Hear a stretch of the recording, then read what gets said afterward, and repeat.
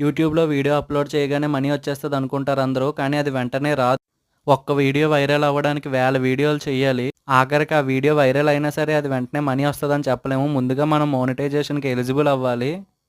Eligible అయిన తర్వాత YouTube వాడు సెక్యూరిటీ చెక్స్ అన్నీ చెక్ చేసుకొని అప్పుడు మనం మనీకి ఎలిజిబుల్ అని చెప్తాడు.